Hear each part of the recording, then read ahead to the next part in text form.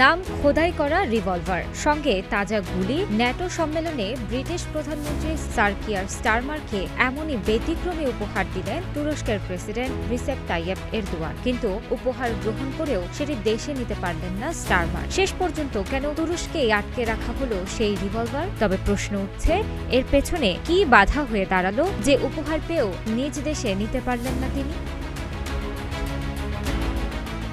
NATO সম্মেলনে যুক্তরাজ্যের প্রধানমন্ত্রী স্যার কিয়ার স্টারমারকে একটি ব্যক্তিগত রিভলভার ও তাজা গুলি উপহার দিয়েছেন তুরস্কের president Recep Tayyip Erdogan. 9 July বিবিসির প্রতিবেদনে বলা হয়েছে, রিভলভারটির গায়ে স্টারমারের নাম খোদাই করা ছিল।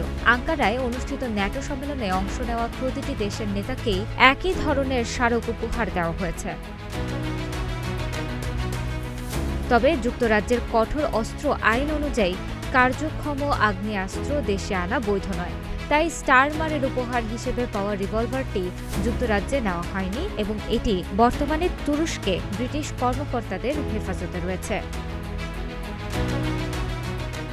জানা গেছে, অস্ত্রটি যুক্তরাজ্যে পাঠানোর আগে এটি নিষ্ক্রিয় করা হবে, যাতে সেটি আর গুলি ছোড়ার সক্ষমতায় না থাকে। এই উপহার রপ্তানির ক্ষেত্রে প্রেসিডেন্ট এরদোয়ান বিশেষ অনুমতি দিলেও যুক্তরাজ্যের আইন মেনে সেটি আপাতত তুরস্কেই রাখা হয়েছে। এদিকে সম্মেলনে স্টারমার ও এরদোয়ান দুই দেশের মধ্যে গোয়েন্দা তথ্য আদান প্রদান জোরদারে একটি প্রতিরক্ষা সহযোগিতা চুক্তিতে স্বাক্ষর করেন।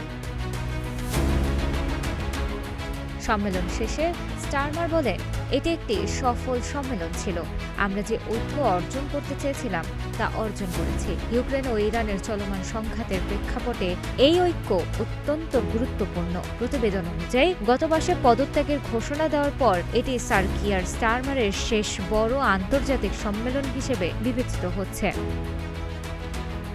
তানাসা আফরিন, গ্রিন টিভি।